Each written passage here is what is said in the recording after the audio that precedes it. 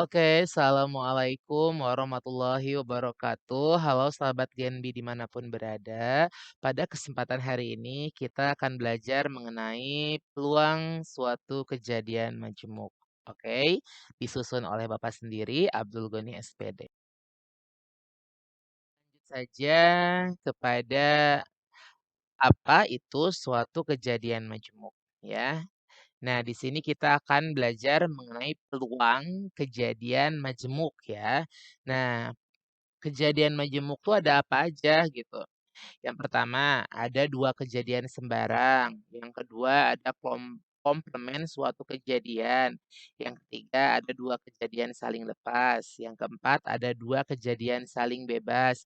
Yang kelima, dua kejadian bersyarat. Nanti kita akan belajar mengenai eh, apa sih yang dimaksud dengan dua kejadian sembarang? Komplement suatu kejadian itu apa? Dua kejadian saling bebas itu apa? Saling lepas itu gimana? Atau dua kejadian bersyarat itu seperti apa? Jadi intinya itu peluang kejadian majemuk itu menjelaskan tentang suatu kejadian yang dilakukan lebih dari satu kali yang menghasilkan kejadian.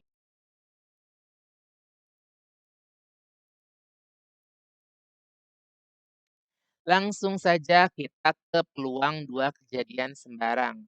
Jadi peluang dua kejadian sembarang itu adalah peluang gabungan dua kejadian A dan B dalam ruang sampel S dapat ditentukan dengan memanfaatkan sifat gabungan dua himpunan. Nah, dengan demikian itu didapatkan rumus peluang gabungan dari kejadian A atau B adalah sebagai berikut. Jika A dan B adalah dua kejadian dalam ruang sampel, maka berlaku peluang A UB, jadi peluang A gabungan B sama dengan peluang A ditambah peluang B dikurangi peluang A irisan B. Ya, peluang A iris B. Nah, seperti gambar di samping ya. Jadi irisan itu gabungan dari dia tuh termasuk anggota A, dia tuh termasuk anggota B. Jadi eh PAUB itu adalah peluang dua kejadian sembarang ya. PA dan PB itu adalah peluang terjadinya kejadian A atau peluang terjadinya B dan PA iris B adalah peluang menyukai dua kejadian yang sama. Artinya itu mempunyai himpunan di A, mempunyai himpunan di B.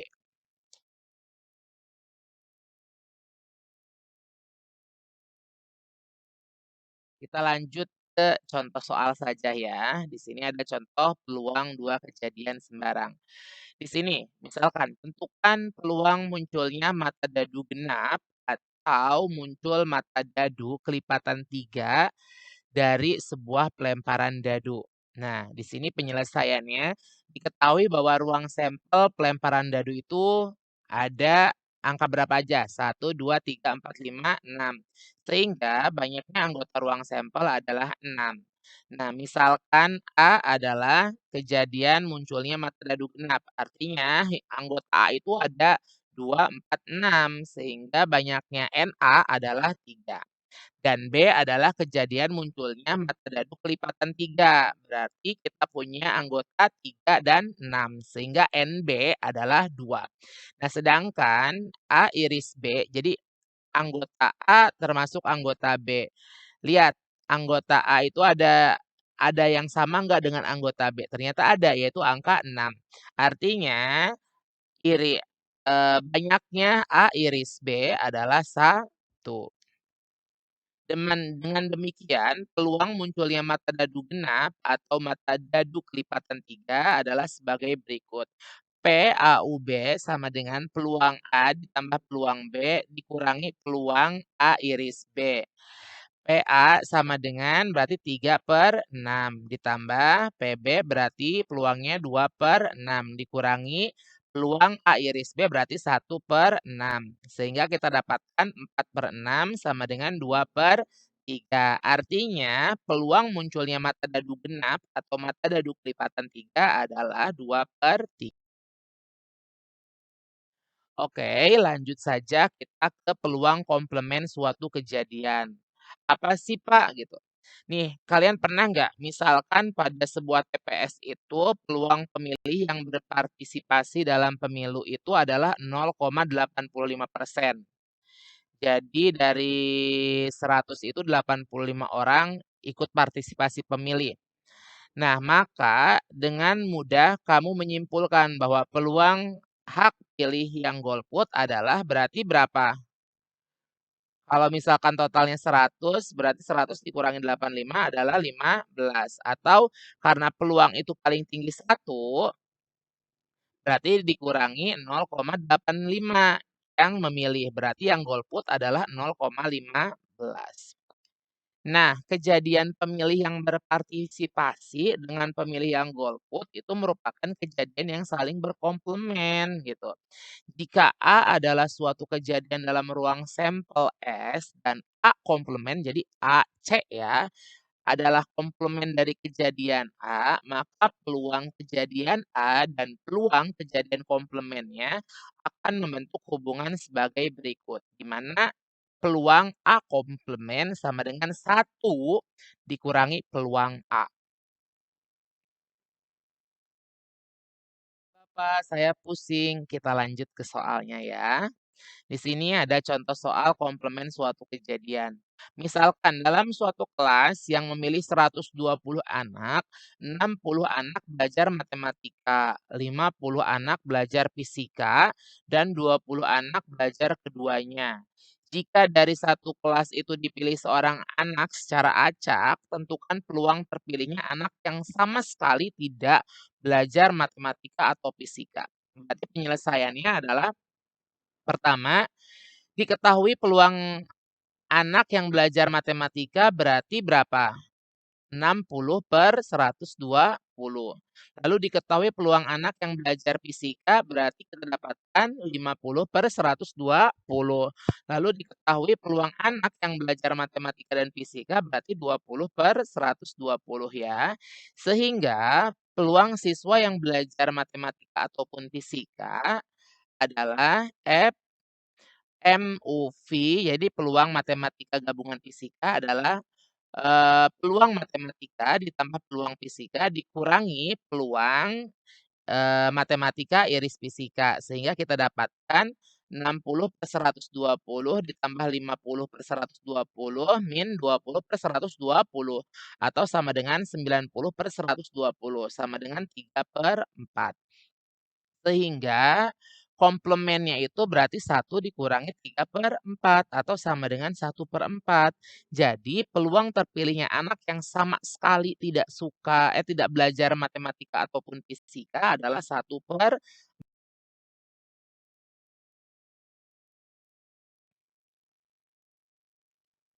Nah, peluang kejadian saling lepas ya. Peluang kejadian saling lepas itu menunjukkan jika tidak adanya kejadian yang sama antara kejadian satu dengan kejadian yang lainnya. Sehingga dua kejadian ini tidak saling mempengaruhi atau irisannya itu tidak ada. Ya, peluang saling bebas ini dituliskan sebagai berikut. Apabila ada FAUB, maka dia itu sama dengan peluang A ditambah peluang B. Ya. Contoh soalnya seperti apa? Yuk lanjut. Di sini, dalam sebuah kantong terdapat 10 kartu. Masing-masing diberi nomor dan yang berurutan gitu. Nah, sebuah kartu diambil dari kantong secara acak. Nah, misalkan A itu kejadian bahwa yang terambilnya itu adalah nomor genap gitu. Sedangkan B adalah kejadian yang terambilnya kartu yang bernomor ganjil tapi kurang dari 5. Nah, berarti kan di sini selidiki apakah A dan B ini saling lepas gitu, ataukah, kalau misalkan iya, berapa peluangnya gitu. Nah, lalu penyelesaiannya yang pertama adalah kita menentukan dulu himpunan masing-masing kejadiannya ya. Ruang sampelnya itu berarti kan ada 10 ya, karena ada 10 kartu dan dikasih nomor berarti 1, 2, 3, 4, 5, 6, 7, 8, 9, 10 sehingga NS-nya itu adalah 10. Nah, kejadian A adalah kejadian terambilnya kartu nomor genap. Jadi berarti kan ada 2, 4, 6, 8, 10 kan? Sehingga Na itu sama dengan 5 banyaknya itu. Jadi peluang A atau peluang kejadian A adalah 5/10. Lalu kejadian B adalah terambilnya kartu bernomor ganjil kurang dari 5. Berarti kan hanya 1 dan 3 sehingga NB jadi banyaknya kejadian B adalah 2 atau peluang B sama dengan 2/10. Nah, apakah A dan B itu saling lepas? Ternyata A dan B itu tidak mempunyai irisan. Jadi A tidak mempunyai anggota B, begitupun B tidak mempunyai anggota A. Nah, karena itu maka mereka berdua adalah saling lepas. Nah, maka peluang kejadian A dan B-nya itu adalah FAUB sama dengan peluang A ditambah peluang B. Artinya 5/10 ditambah 2/10 sama dengan 7/10. Kita lanjut saja ke peluang saling bebas ya. Jadi peluang saling bebas itu apabila ada 2 buah kejadian A dan B, dikatakan saling bebas itu jika munculnya kejadian A tidak mempengaruhi kejadian B gitu. Jadi peluang kejadian A dan B ini terjadinya bersama-sama.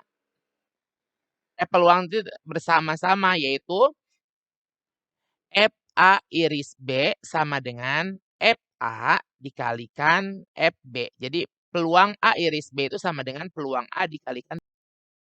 Lanjut ke contoh soalnya saja. Nah, di sini Andi melempar 2 buah dadu ya. Berapa peluang munculnya angka genap 5 pada dadu pertama dan angka ganjil pada dadu kedua? Di sini ya. Jadi kan ruang sampel pelemparan dadu itu kan ada 6 ya. Jadi ada angka 1, 2, 3, 4, 5, 6. Sehingga NS-nya itu sama dengan 6. Lalu misalkan A adalah kejadian muncul mata dadu genap 5 pada dadu pertama. Berarti kejadian itu hanya 2 ya. Sehingga Na-nya itu sama dengan 1. Nah, maka peluang kejadian A itu adalah 1/6. Nah, lalu misalkan B adalah kejadian muncul mata dadu ganjil pada dadu kedua. Berarti kan ada dadu berapa aja? 1, 3, 5 ya. Berarti banyaknya kejadian B itu adalah 3. Maka peluang B-nya itu adalah 3/6. Nah, kejadian A itu tidak mempengaruhi kejadian B. Nah, maka kita bisa menggunakan rumus F A iris B sama dengan FA dikalikan FB. Jadi sama dengan peluang A-nya itu kan 1/6 dikali peluang B-nya itu 3/6 sama dengan kita dapatkan 3/36 ya. 3/36. Ini Bapak salah nulis. Jawabannya berarti berapa? 1/12 ya. Jadi peluang munculnya angka genap prima pada dadu pertama dan angka ganjil pada dadu kedua adalah 1/12. Selanjutnya adalah peluang kejadian bersyarat, jadi tidak saling bebas gitu. Jadi jika terdapat 2 kejadian yaitu kejadian A dan kejadian B, nah kejadian tersebut tuh dikatakan kejadian bersyarat jika kejadian A itu mempengaruhi terjadinya kejadian B ataupun sebaliknya. Nah, kemudian bisa kita tuliskan sebagai FA iris B sama dengan peluang A dikali peluang B per A atau peluang A iris B sama dengan peluang B dikalikan peluang A per B. Yuk contoh soalnya saja. Nah, di sini contoh soal peluang bersyarat tidak saling bebas yaitu terdapat kotak yang memuat 5 bola kuning dan 5 bola biru. Nah, di sini tuh jika diambil 2 buah bola secara 1/1 dan tanpa adanya pengembalian, maka berapakah peluang bola yang terambil adalah bola kuning pada pengambilan pertama dan bola biru pada pengambilan kedua. Nah, di sini kan pada pengambilan pertama itu tersedia 5 bola ya, dari 9 bola yang tersedia. Artinya peluang PK-nya itu berarti sama dengan 5/9 dong. Nah, lalu pada pengambilan kedua berarti kan tersedia 4 bola biru. Dari 4 bola yang tersisa ya, syarat tadi bola kuning telah diambil karena pengambilan pertama. Maka PB per K itu sama dengan 4/8. Karena kejadian tersebut saling mempengaruhi, nah kemudian kita bisa gunungkan rumus bahwa PK iris B sama dengan PK dikalikan PB per K ya. PK iris B sama dengan 5/9 dikalikan 4/8 sama dengan 5/18 ya. Jadi peluang bola yang terambil adalah bola merah pada pengambilan pertama dan bola hijau pada pengambilan kedua adalah 5/18.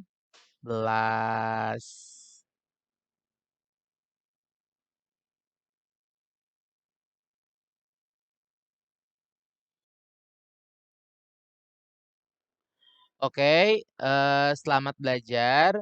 Semoga kalian paham apa yang telah Bapak jelaskan. Semangat!